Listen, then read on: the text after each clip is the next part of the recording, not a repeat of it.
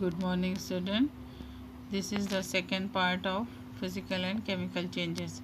Changes involve change of state of matter. Matter exists in three physical states, namely solid, liquid and gas. The process of change of state from one physical state to another at a definite temperature is called changes of state. There are certain physical changes which are detected by the change of state of substance.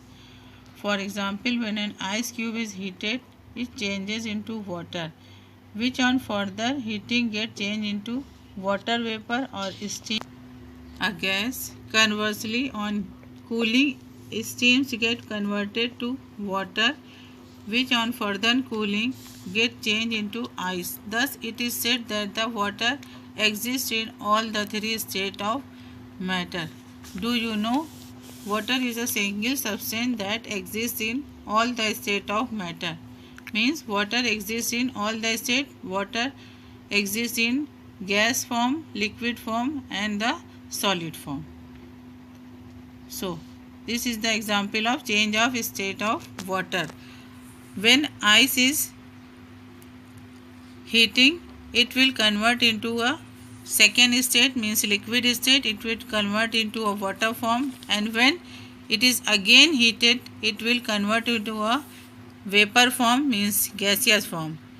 And reversing, when gas is cooling, it will convert into liquid form, and again on cooling of liquid form, it will again convert into a solid form, means ice. So this is the change of state of matter. The different processes which are involved in the change of state of matter are melting or fusion, boiling or vaporization, condensing, freezing and sublimation. These are the examples of physical changes of state of matter. Melting. The process in which solid get converted into liquid state at a fixed temperature is called melting. वो process जिनमें कि कोई solid एक fix temperature पर convert होता है, melt हो जाता है, मीन्स पिघल जाता है, that process is called melting. The fix temperature at which the solid changes into liquid is called its melting point. और वह टेम्परेचर जिस पर कि सॉलिड कन्वर्ट होता है लिक्विड में, that temperature is called its melting point.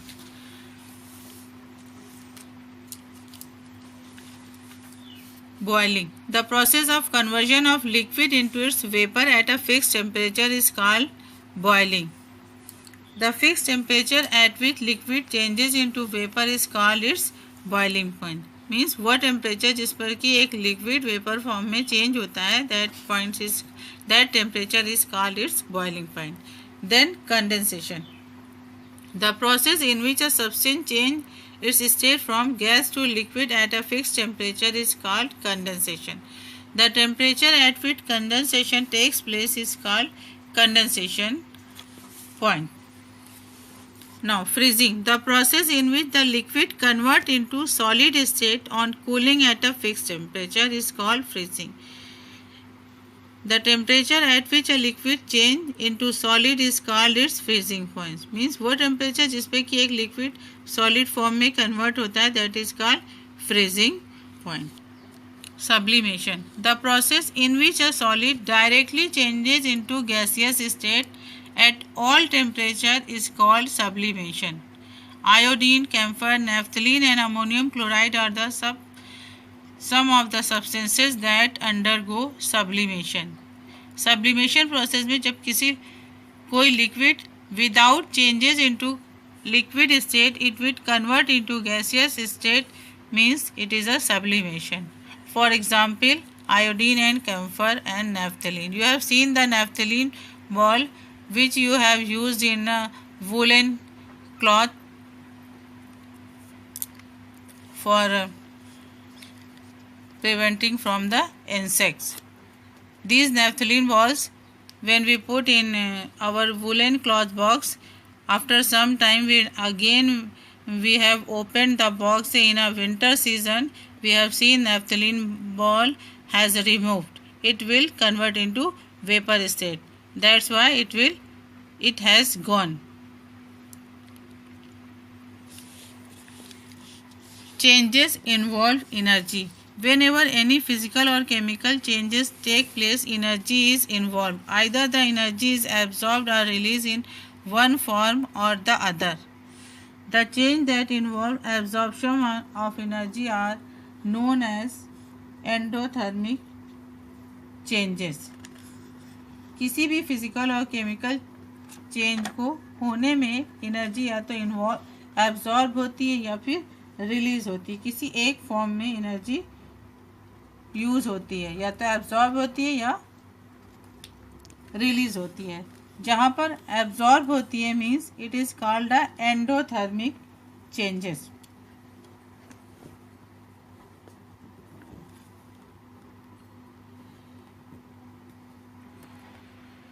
For example, playing football need muscular energy. Cooking of food or melting of ice need heat energy, and photosynthesis need light energy. Therefore, they are endothermic changes. A solid has to be heated in order to melt. A solid absorbs heat in order to melt. For example, sulfur, iron, etc. absorb heat in order to melt. Similarly, a liquid heat is changes into vapor. On being cooled, gases and vapor form liquid. Heat is given out in these processes. On being boiled, water changes into water vapor. The water vapor condenses into drops of hot water, transferring heat to the cold water in the bowl, so the water in the bowl becomes hot. It shows there is a absorption of heat. The changes that involve evolution of heat of energy are known as exothermic changes. For example, bursting of cracker and burning of matchsticks on glowing an electric bulb release light energy. Therefore, these are exothermic changes.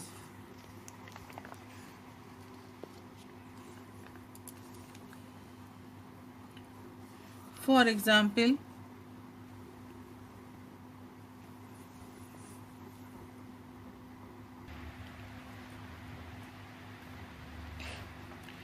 many substances evolve heat whenever others absorb heat while dissolving in a solvent. When we put some glucose on your tongue feels cool. While dissolving in the moisture of the tongue, glucose absorbs heat from it. So, our tongue feels the cooling effects. Similarly, when you dissolve ammonium chloride in a water, the whole solution cools down. Again, cooling takes place because ammonium chloride absorbs heat from the water while dissolving in it.